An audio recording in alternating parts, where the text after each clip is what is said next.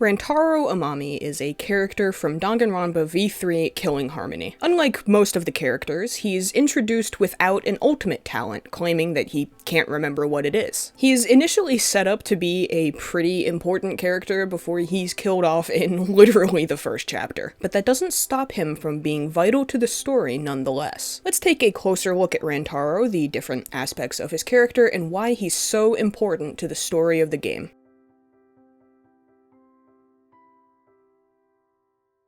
Rantaro's last name, Amami, is written with two kanji characters, the first being the character for heaven and the second being the character for sea. The second kanji of his last name makes a lot of sense. In his free time events in the game's bonus mode, he mentions that he often travels by boat and thus probably travels the sea quite frequently. His first name, on the other hand, is written with three kanji. The first, pronounced ran, means orchid. The orchid flower can be used to symbolize love, beauty, refinement, many children, thoughtfulness, and mature charm. These alone are already pretty applicable to Rantaro. He's designed to be a pretty attractive man, he's part of a very large family, having 12 younger sisters, and he's one of the more mature, practical, and level-headed members of the cast. In Japanese culture specifically, though, orchids are seen as a symbol of strength, power, and luxurious or rich lives. Once again, in the bonus mode FTEs, Rantaro describes himself as a quote-unquote rich kid because his family is quite wealthy. The other two kanji in his first name compose the suffix taro, which is a common suffix often added to Japanese boys' names and literally means healthy son. It's most often given to the eldest son in the family. Rantaro is the only son in his family, and he's older than all of his sisters. Overall, Rantaro's name is pretty fitting for him. It's worth noting that Amami means love me in Italian and is also the name of a species of rabbit, but I don't quite see how either of those can tie into his character.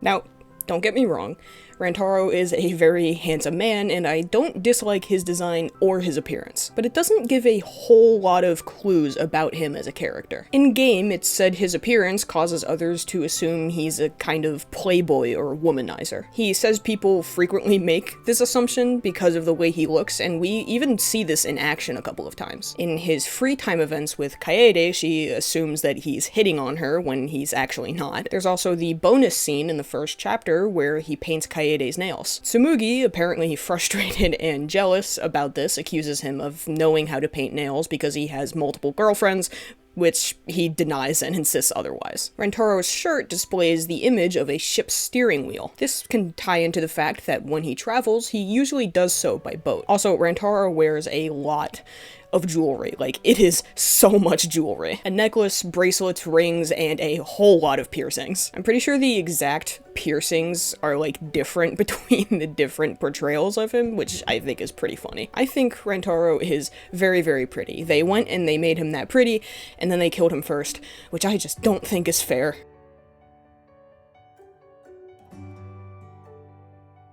Like the other characters, Rantaro is first introduced in the prologue. When everyone is gathered in the gymnasium prior to receiving their ultimate talents, he immediately sticks out as a pretty important character because he's the only one who seems to know what's going on. While everyone else is confused and even panicking, Rantaro remarks on the number of people that have gathered in the gymnasium, almost like he already knows exactly what the situation is. Then everyone's given their ultimate talents, the slate is wiped clean, and we begin again. When Rantaro is reintroduced, he seems like a pretty relaxed and chill sort of guy. He remains calm and level-headed even when everyone else is freaking out. Kaede notes that he seems unusually calm given the situation, and in one of her free time events, she even notices that he's very good at observing others and making judgments about them. This even causes her to wonder or suspect that he's already used to this kind of situation. Oh, and there's an aspect of Rantaro that makes him seem immediately important. He can't remember his talent, or at the very least, he claims he's unable to remember what it is. In the other two previous Danganronpa games, there has been a character that couldn't remember their talent and ended up being very significant somehow. In the first game, Trigger Happy Havoc, Kyoko Kirigiri didn't give her talent at the start of the game and later reveals that she can't remember what it is. She was an important character throughout the entire game, even up until she finally remembered her talent as the ultimate detective. In the second game, the protagonist protagonist, Hajime Hinata, doesn't remember what his talent is. It's later revealed that he has no talent. He's just a normal guy. Well, it's hard to say he's really normal, but that's besides the point. Basically, Rantaro having no given talent already makes him seem pretty important, and for the time that he's actually present in the story, he's far from just a background character. Rantaro is the first to mention the Ultimate Hunt, an event that the characters are later given memories of. He asks if anyone recognizes the term, and when nobody does, he just brushes it off as nothing and evades or outright refuses to answer questions on the subject. Rantaro is also the one that stops Ryoma from sacrificing himself. He does this by claiming he'll end the killing game, and thus the sacrifice is not necessary. Although he seems certain at the moment that he says it, after Ryoma leaves, he admits that he's actually not sure of it. His claim of being able to end the game was more of an act of desperation to stop Ryoma or anyone else from doing something reckless. So, needless to say, Rantaro is set up to be a pretty important character. And then, surprise, surprise, he's the first one to die. The investigation of Rantaro's death and the following trial reached the conclusion that Kaede was the one that killed him. She'd set up a plan to catch the mastermind of the killing game, and that plan was meant to kill the mastermind. Unfortunately, Rantaro, who was not the mastermind, got caught in the plan and died instead. Even after Rantaro's death, though, he doesn't completely disappear from the story, especially compared to some of the other characters in the game who are just kind of never brought up or mentioned again after their deaths. Rantaro is repeatedly brought up throughout the rest of the game. In the second chapter, the group receives their first memories of the Ultimate Hunt. Upon the recollection, several remember that Rantaro mentioned the event. This causes them to believe that he must have known more about it, and thus his death is a bigger complication than they initially believed. In the third chapter, Angie and the student council plan to use the resurrection ritual to bring Rantaro back to life. The reasoning Angie gives is that they don't want to resurrect a criminal like Ryoma, or someone who killed like Kaede or Kurumi. Thus, that leaves only Rantaro. Assuming the resurrection ritual would have actually worked, which I don't know how to explain and I'm not even going to try,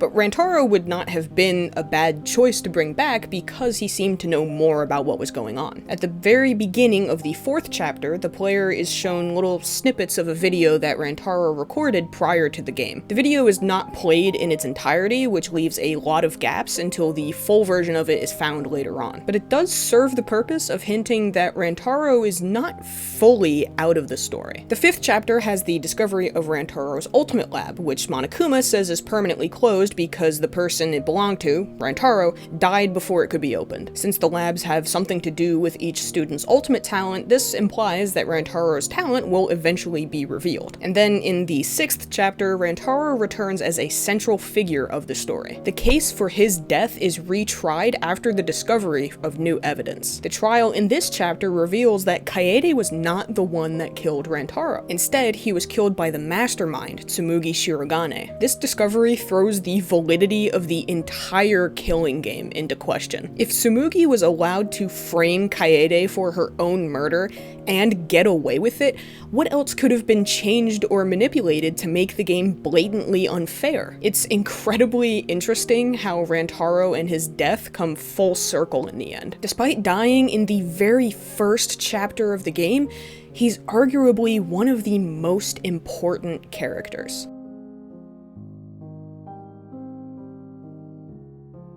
Rantaro doesn't remember his talent at the start of the game, and he doesn't have a chance to recall it before his life is unceremoniously cut short in the first chapter. There's technically some room for doubt about whether or not he actually can't remember his talent. He could be lying about his memory loss, but with nothing pointing in any other direction, it's safer to assume that he truly couldn't remember the talent. However, he may have had a slight hint. The additional monopad that he received at the start of the game, the one removed from the scene of his death by the mastermind, said the words survivor perk upon being turned on. With little to no context or other information, it would be difficult to figure out exactly what this means. But with how smart Rantaro seems to be, it's not impossible that he could have at least deduced or suspected the implications. In the sixth chapter, Rantaro is revealed to be the ultimate survivor. The full version version of the video seen in pieces at the start of the 4th chapter is discovered in his lab. Within the video, Rantaro mentions he survived the previous killing game, thus becoming the ultimate survivor in the next one. Because of this position, he was given a bonus. The first part of the bonus is the monopad Rantaro was given at the beginning, the one with a hint about the hidden room in the library. The second part is the video he recorded before the game started. It's worth noting, though, that Rantaro never actually saw that video. It was only accessible through his lab, which had not been opened before he died. With the huge reveal that happens at the end of the game, there's some doubt as to the authenticity of some of the characters' talents. How much of the talents are fabricated? How much is based in reality? Rantaro's at least seems to have some basis. It is possible he genuinely did survive another killing game. In the prologue, before everyone was given their talents, he was the only one who knew what was going on. One rule of the killing game is that there can be only 2 survivors. In the final trial, Maki and Kibo try to sacrifice themselves so that Shuichi and Himiko can be those 2 survivors. However, Shuichi deduces that this sacrifice would not result in Maki and Kibo being executed. He concludes Rantaro must have made the same sacrifice at the end of the previous game, which is why he became the ultimate survivor. Per this theory, Maki would then become the next ultimate survivor if she were to go through with her sacrifice. This conclusion paints Rantaro as a pretty selfless person, someone who gave up himself for the sake of 2 others. And we're not really given any direct reason to believe that Shuichi's conclusion is incorrect. However, there is a possible contradiction within Rantaro's video,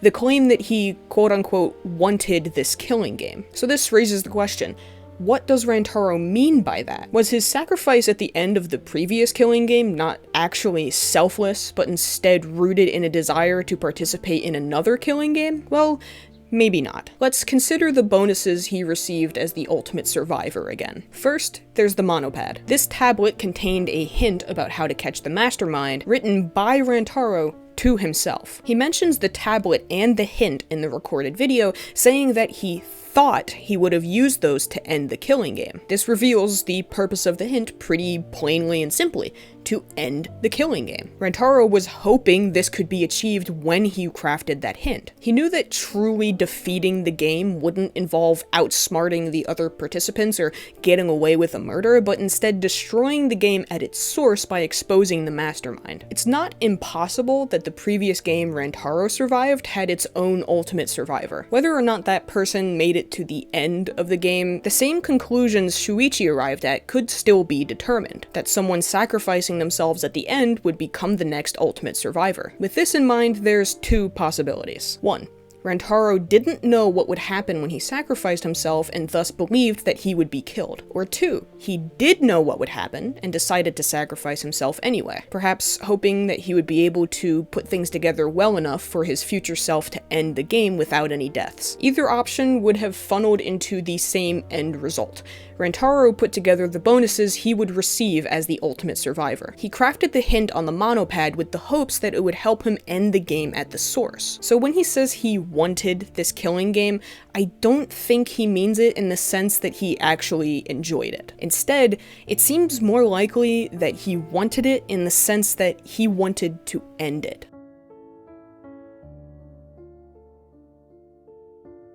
Family is shown to be very important to Rantaro. In a bonus scene in the 1st chapter, he paints Kaede's nails. While both Kaede and Tsumugi assume Rantaro is so knowledgeable about nail art, a traditionally feminine activity, because he has a girlfriend or even multiple girlfriends, he denies this and says it's instead for family. The game's bonus mode, Love Across the Universe, gives us far more information about Rantaro's background. While the mode itself is not canon to the main game, the characterization can still be considered canonical. It's also the only thing we have to go off for certain aspects of Rantaro's character. Also, it's possible anything he mentions in the bonus mode he does still know about and remember in the main game, especially hinted at by his mention of family in the bonus mode with the nail art. The free time events in the bonus mode reveal that Rantaro has 12 sisters, all of whom are younger than him. Most are stepsisters, but he doesn't think that makes them any less part of his family. One way or another, his sisters disappeared and vanished across the world, and he's since devoted himself to finding them. He's remained persistent in this goal even though others around him have tried to tell him that it's pointless and he should give up. At one point during the FTEs, Rantaro calls himself the ultimate useless older brother. This seems to come completely out of nowhere and is probably an expression of frustration with himself. As the oldest child in the family, he felt responsible for looking after his sisters, and because of this, he, on some level, blames himself for their disappearances. This sense of responsibility and duty to care for others could have carried over into the main killing game. We can already see this with Rantaro's desperate attempts to stop Ryoma from sacrificing himself. He also has a habit of just kind of brushing off or deflecting any concerns about him. Rantaro seems to value his family above all else, and his love suite scene even supports this. His love suite scene is one of only a handful that are not like blatantly romantic or sexual in their tone. Instead, Shuichi is presented as and plays the role of a sort of younger sibling figure. This same scene also implies that Rantaro truly wants his family to remain by his side. The outcome of the scene, where Shuichi plays into the ideal, involves Shuichi insisting on staying with Rantaro. This could be connected to Rantaro feeling betrayed or let down by the other people in his life, telling him that it's pointless to keep looking for his sisters. All along, what he really wanted was someone to affirm his feelings and help him.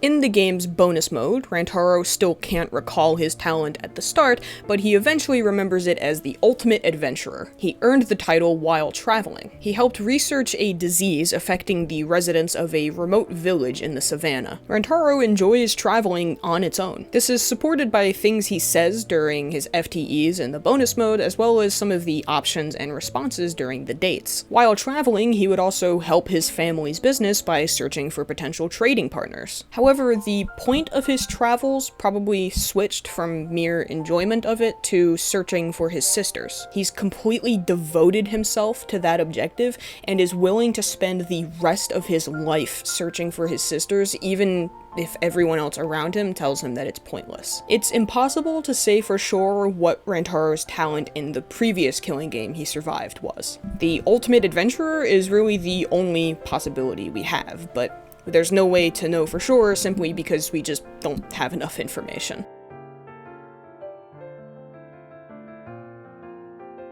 As the ultimate survivor, Rantaro wrote a hint to himself about how to end the killing game. The monopad he was given at the start had a map of the entire academy, including areas that hadn't opened up yet, and the hidden room in the library. The map did not, however, include the secret passage through the girls' restroom, so Rantaro had no idea that the mastermind had an alternative route to access that room. Rantaro was uncertain of the clue and information given to him on the monopad. He was uncertain of everything, actually. He didn't trust anyone around him, and he wasn't even sure he could trust himself. His lack of memory about his talent, combined with having access to information that nobody else had, planted a lot of doubt in his mind. But the time limit was approaching. As far as he knew, if nothing happened before the end of the time limit in the first chapter, everybody would be killed. With no other options, he decided to at least try to do something in a desperate attempt to catch the mastermind and stop the killing game. Rantaro was desperate enough to end the game and save everyone that he was willing to lie about being certain of having a way to end it just to stop Ryoma from sacrificing himself. Because he didn't know who he could trust, if anyone at all, he put the entire burden of ending the game on himself. And in moving to expose the mastermind, Rantaro walked himself right into his own death without even knowing it. Both Rantaro and Kaede were trying to end the game by catching the mastermind. And on the surface, both failed. Rantaro died and Kaede killed the wrong person, thus resulting in her own death. And yet, their actions ultimately led to the discovery of the mastermind's identity. Without that first case, Tsumugi wouldn't have been exposed, or at the very least, it would have been much, much harder to expose her. Without even knowing it, Rantaro and Kaede achieved exactly what they set out to do: expose the mastermind and end the killing game.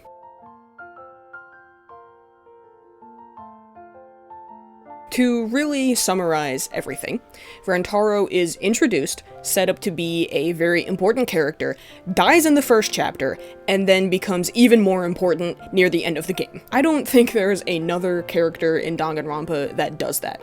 Except Junko Enoshima, I guess, but that's besides the point. Rantaro's fairly short on-screen time did absolutely nothing to stop me from loving him. I'm not exaggerating. He's easily one of my favorites from V3, if not my just actual favorite from that game. Yeah, that's about it. I love Rantaro, I think he's cool. I wish he didn't die so early. I hope you enjoyed, and have a good day.